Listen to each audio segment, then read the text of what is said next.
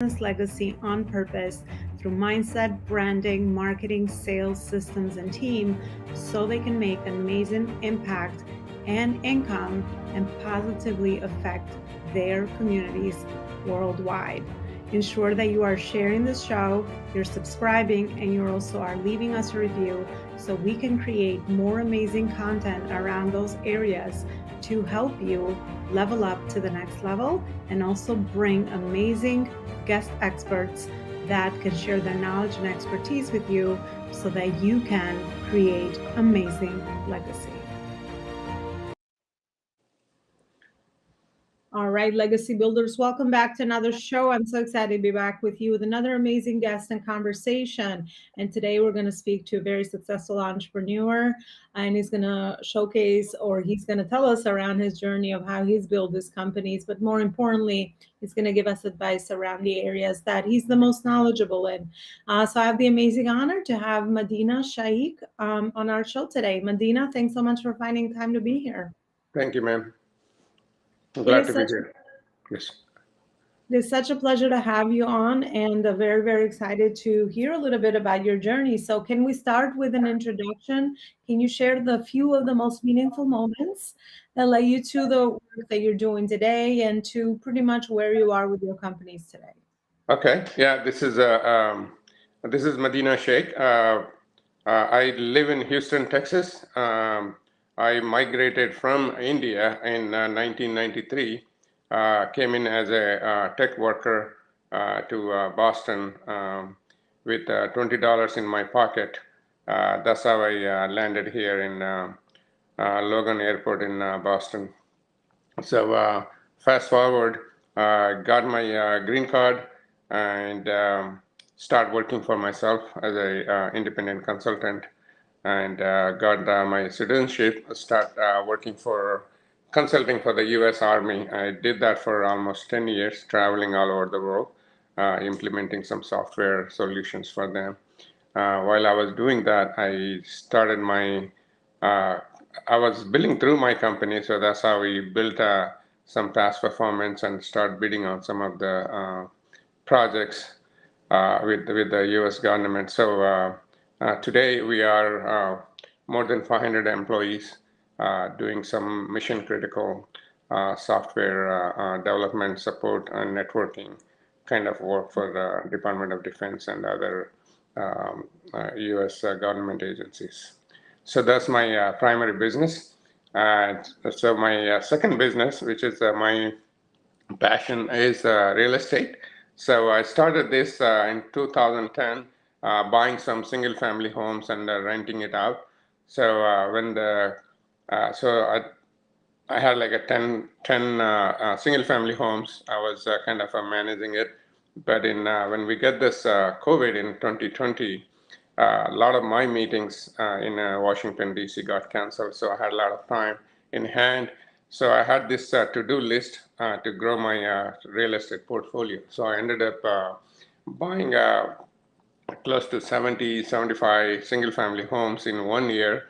Uh, and rehabbing them and renting them. So then, then I realized that I cannot really scale up if I'm doing a single family home. So I started moving into multi-family apartment complexes. So and fast forward in 2 years, we acquired around 3,500 multifamily units worth $350 million, and I built a team which is we are vertically integrated. We acquire the properties, we rehab them, and we manage them. Okay, and we do the asset management overall, and and also we are buying land and developing a new multifamily and build to rent communities in mostly in Texas as we speak right now. Mhm. And Wow. that's pretty much briefly what we do, where I was and where I am today. What a journey. I could so relate to your immigrant story because I seen my parents do that. Pretty much start with from scratch with two suitcases, nothing, no language, Yeah, no knowledge, no connections, none of that. So yes. amazing, amazing journey that you have shared with us. And you have persevered. What has that actually taught you just coming into this country, uh, at that beginning? Did it feel like you're starting from scratch? Like, how was that beginning experience for you? Do you feel like that has helped you become the person that you are today based on the journey and all the companies that you have built so far? Yeah, I think that's for me. Just on the, I came from a really small village in India, so I never seen the money. So we are not financially strong. We're just a small farming family in India. So out of six siblings, I was the only one went to school. So for me, everything was exciting. Coming out of my village, first time in the flight, and first time out of the country. Um, First time seeing the snow in Boston. So yes, to me, I never thought that it is a work. I always thought this is. I was enjoying every step of it. Okay, so I like the excitement. I like to work hard and do something good for myself and for other people, and obviously my family back home. So I do support them. Uh, so I never thought that I'm doing extraordinary stuff or I'm achieved a lot. There's a lot to be done, but whatever I'm doing, I just say, am I doing something good today? Am I excited? Yes. Okay. So that's why I get into this, and also build the team. Actually, as you know, you cannot do it yourself. Everything Yeah. you want to do. So I build around the I hire the smart people, people who are smarter than me, obviously. Um, we hire them. So that's how we're able to grow. Even my IT company right now, I am not really spending a lot of time. I set the team. It's pretty much on the autopilot. So now I'm focusing all my energies in the real estate side right now. Yeah, absolutely. Two things stood out for me as you're just kind of answering my question is that I think it's just like natural to you to just be curious about life and just go about, the things that you are pursuing. Yeah. Because, it's just like, it's what you do, right? So it's part of your purpose, sounds like. Yeah. And obviously, your experience Yeah. with, your native country and your family and all of that, I'm sure shaped a lot of the decisions and the person you are today. Yeah. However, I also feel like, again, it's part of your journey. Everybody has this individual journey or purpose, and Yeah. the certain things that attract us are there for a reason, right? That's why we're all very unique and individual Yeah. as human beings. So I think that's very, very special. And yes, the team aspect of things, that's actually was going to be my next question, because I think that's high interest to the audience on how do we structure a company that is self-led. How do we align the right people around us? What are some leadership advice, so to speak, that you can give? I think you already started saying that surround yourself with people that are smarter than you. Yeah. That's definitely one very smart Yeah. advice. What other things have helped you set up a self-led company? Sounds like, because obviously you have time now to go to the real estate aspect of things, because your IT company is running pretty much on its Yeah. own at this point. Yes. Yeah. So again, I have reliable folks, even running my IT company. My chief operating officer, he is an ex-military, is an ex-military man and very disciplined. So again, as you know, they don't just join the company; they join you actually as an individual. They see what your intent is, what your personality is. Are you just in there just for yourself, or are you in there for everyone? All right. Uh, if you can attract the talent, so the attraction is not just you giving them some shares in the company, giving them good salary, but they want to feel that they are respected and also they are supporting some individual who has a greater purpose in life. Okay, so that's kind of helped me. It was not an easy journey, by the way. You do mistakes, or you identify wrong people, and then you just move on. But eventually, I think over the years, I did learn that one. I guess it comes with the experience, identifying who's the person you can trust and give them the ownership. Uh, um, Thing. I don't micromanage actually. So that's why I said I'm hiring a smarter than me. So that if I had to tell you in the morning, wake up and tell you what to do, that means I have the wrong person in my company. So I pretty much say, okay, hey, this is where we are going. and you know what to do. Okay, so if you need me, call, but otherwise you don't need to. So I don't really micromanage at all. I don't even know if my employee started at 8 o'clock or 7 o'clock, but because we assume that we are working round the clock.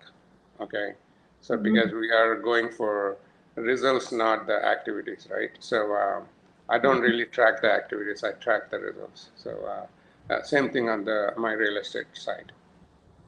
Yeah, well, that's leadership right there. And I think a lot of, ego-driven Yeah, leaders definitely can fall into the trap of, it's me, I do it all. No one can do it better yeah, than me. That's the sure way to stay small. But leaders that are really out there for a bigger purpose understand that it's always about empowering the right people and getting the right people around you. I like something that you said. They don't join your company, they join you. I yeah, so agree with yeah, that. I think yeah. that's No, yeah, insight. it is true. It is true. So again, I do give obviously the ownership interest in the company over the years, so they earn it. So that they feel the ownership in the company. And one thing again, audience might already know, most of the small business, the issue uh, why they're not growing, it's they feel insecure of let it go, right? Mm. They think that if I bring in a chief operating officer and I give him more powers, why he's working for me? Why can't he go and start his own company or something? There's a lot of small companies, owners would like to have a control on it, right? A control on the operation. You need to check with me before you make the decision. So that company stays small because I think that individual owner or founder is comfortable where he is and he doesn't want to grow because he would like to have control 100%. I'm not like that. So especially obviously who are scaled up, that you have to let it go. Uh, let Yeah. it go. Yeah. I think you touched on something that's very crucial, actually, because yes, a lot of company founders do feel like if they Yeah. train someone, Yeah. empower someone enough, then yes, they can just kind of have that knowledge and experience and can just do their own thing and become your competitor. But who Yeah. cares? The world is abundant, right? You Yeah. can think that small, even if Yeah. they do wish them well, right? Yeah. If they do, I'm happy for them. Congratulations. Yeah, yeah, I'm happy for them if they do it because if somebody is willing to put that much sacrifice and work hard, yes, this is a free country. Nobody is Yes. obligated to work for you. Actually, there's no bonded labor or something, right? So yes, if you provide the environment, provide them the path forward and where they can grow with you, there's no reason for them to go outside. Okay, so for me, it's just like there's a pie. You grow the pie and everybody eats and you still have a lot more left. Okay, so that's what I believe in. Okay, so a lot of small companies focus on the small pie they have. Okay, I don't want to give anything. This is for me. Okay, no, the Mm. other people are coming in helping you grow that pie. Okay, so you have a lot more than what you had before. Okay, so it Yeah. just need to it's just a perception, right? So open up this. You need to have abundance mentality. Otherwise, it's very hard to do that. Okay. Yeah, no, absolutely. Sharing is definitely caring. And yeah, they become a worthy rival, but you also expanded. So it Yeah. served both of you. Yeah. It was a Yeah. win-win for as long as it always lasts. I always see people like that in my individual journey as well. So beautiful. Let's dive into real estate. I know this is an area that obviously your transition says it, Yeah. your pretty much your story says that. I guess really depicts that real estate could be one of those other things that entrepreneurs can really put or grow their portfolio around because it seems more like of a passive thing, and then they can invest the funds that they make out of their self-led businesses, and that could be an opportunity for people to jump that way just like you did. So Yeah. what are some of the things that you have learned, just I guess being in the real estate space, that you feel you want to share with our audience? Yeah. So I started off again. What I understood, it's most of the multimillionaires in this country, they have a big portfolio in the real estate. Okay, so there is a good reason, including politicians. So they make the laws.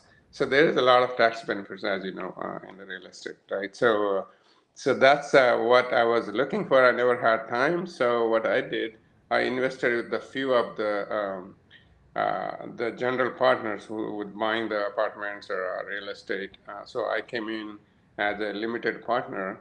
I invest with them, so close to $10 million, and kind of I realized most of these guys, they are like a solo performers. Actually, there's no real team, and I'm putting half a million, $250,000 on his project along with the other people, and there's no back office. When I text them, I want to find out something, I never get the reply. So I kind of realized, I say, okay, there is a better way of doing it. And then just the COVID happened, so I said, you know what, let me do this one, right? So that's how I started buying myself, and I become a general partner. I built a team. Whatever the problems I've seen with the other sponsors, the people who are buying, so I fixed that problem, right? So I brought in right people who has a lot of experience in real estate. So it could be on the acquiring the properties, or in the financing, or in the managing the properties, or on the rehabs. So I surround myself with the really good folks, and then went in and able to acquire some good properties in Houston, especially. That's what we did. And so yes, there was could be a little bit selfish reason from my side, because when you have income coming in from the cash flowing from other business, so you need to take some advantage of some tax breaks, especially in the real estate. There's a bonus depreciation. You can take the losses from your real estate investments.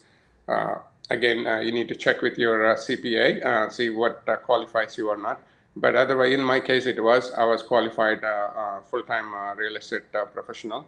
So I took 100% of depreciation coming in from my real estate investments. So that's at the end of the year.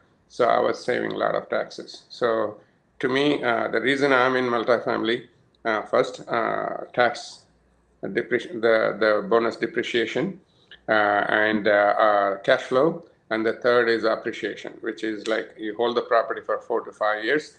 There's organic rent growth, and also we are going in and making the property better with the capex budget we have, and so we do the forced rent bumps, and plus look at the other income potential, like tech packages, or do washer dryer in the units, or do the covered parking, reserved parking kind of stuff. So you get that income improved.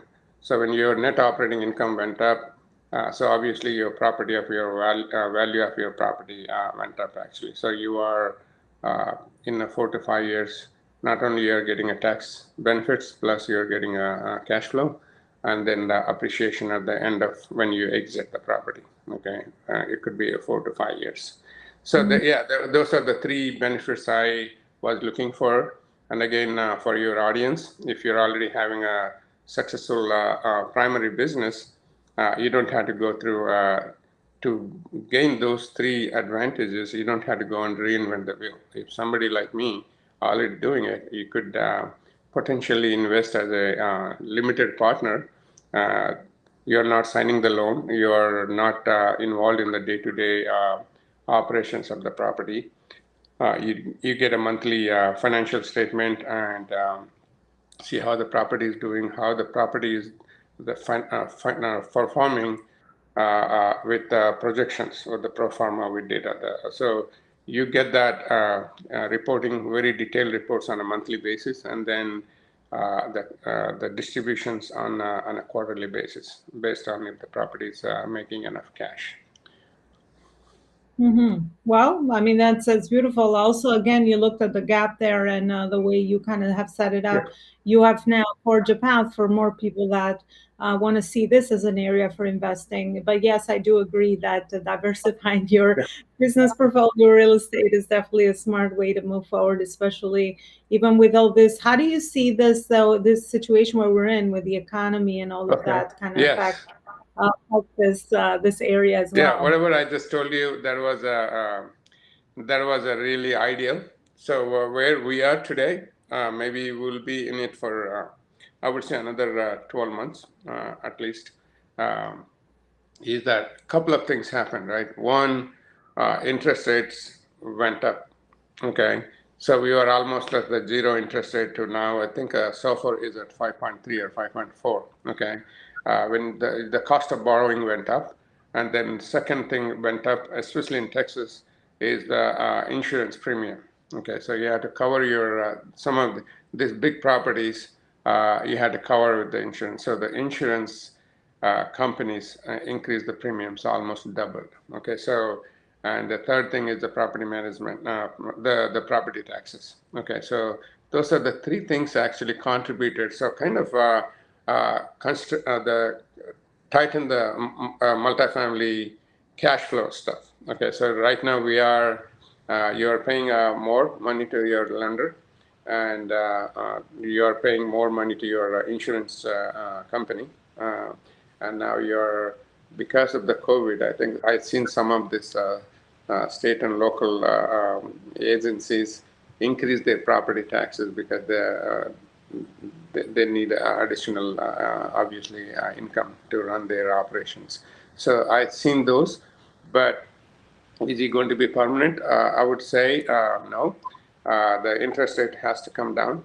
Okay, and also in the last 10 years, the multifamily has was really hot, and because of the cheap money available in the market. So now the money is not cheap.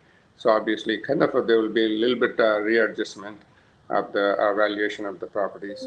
But I think I strongly believe in the fundamentals because this country is becoming a renter's nation because a lot of people can't afford to buy their own house. Okay, especially right now with the high interest rates, and you are not qualified. A lot of people are not qualified to buy an independent single family home. So they have to uh, they have to rent it. So that means there is a demand for the renters. Okay, if you can underwrite conservatively and able to fill the your apartment units with a 90 above 90%, or you'll be still doing it. So you still have depreciation. You still hopefully have cash flow, and then in after 4 or 5 years, obviously we will be back to where we were and able to exit the deal with the returns we were expecting. And so, uh, and also we are as a company we are building a build to rent single family basic homes like a 2,000 square foot 3 bedroom 2 bath homes in a community gated community.